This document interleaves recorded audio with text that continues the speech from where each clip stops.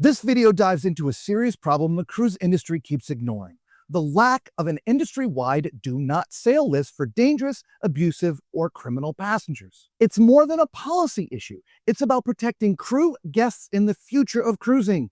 This matters and it affects all of us. So please stick around to the end of the video, because by the time it's over, you'll understand why change is long overdue and the 3 things all of us can do to make that change happen. You know what the cruise industry is really good at?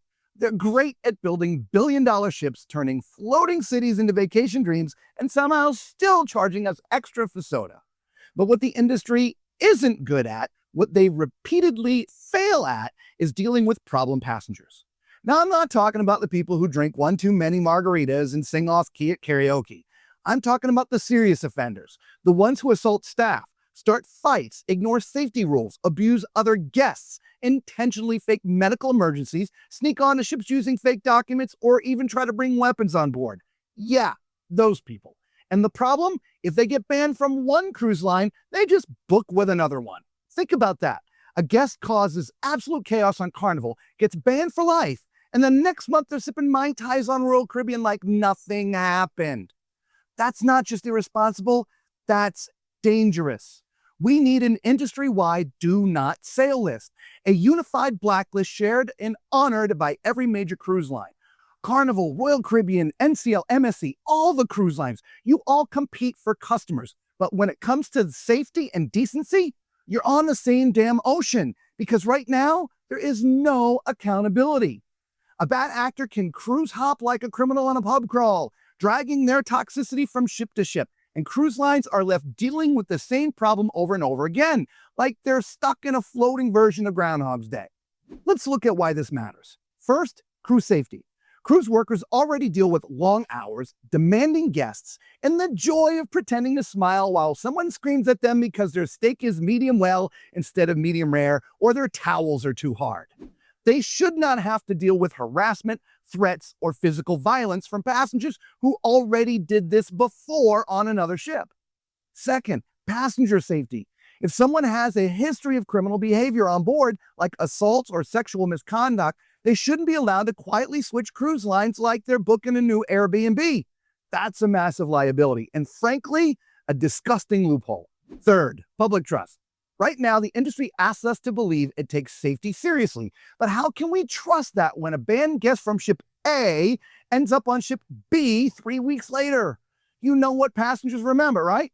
Not the bingo night. They remember the guy getting dragged off the pool deck by security while screaming obscenities in front of their kids.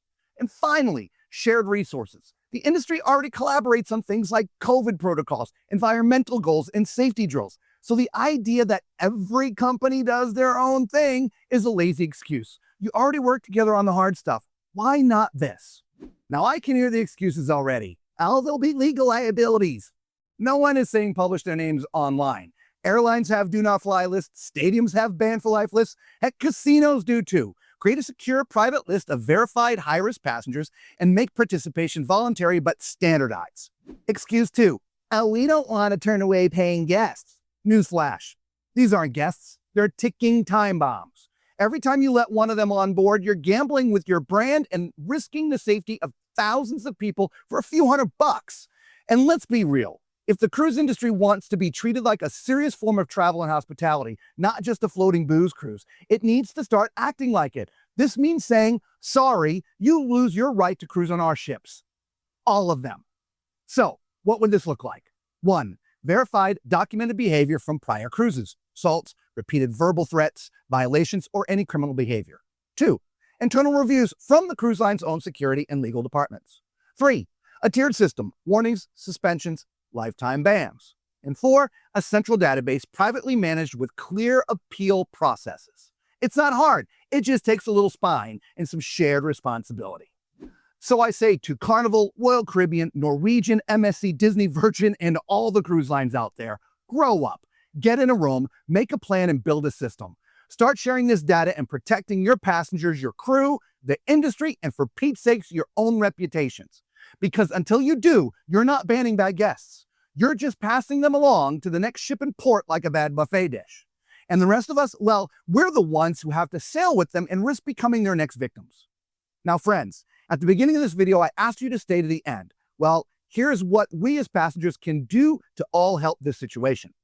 If you agree it's time the cruise industry steps up and bans violent offenders for real, head over to cruisebannedlist.com. Again, that's cruisebannedlist.com. There you can find a petition that has been created to hand over to the cruise industry to let them all know how many of us feel it's time for a change, a unified change. Please add your name to the petition, and just so you know, they keep your information private. Next, please give this video a thumbs up and subscribe to the channel. This tells the YouTube algorithm that this message matters. Lastly, share it with your cruising friends, your Facebook groups, your cruise roll calls, even other content creators. Heck, anyone who has ever had their vacation ruined by someone who shouldn't have been on board in the first place or now fear their family's safety on ships. And let's turn this rant into real change. Enough is enough. It's time to stop protecting the troublemakers and start protecting the people who just want to have a safe, fun, and relaxing vacation. We thank you.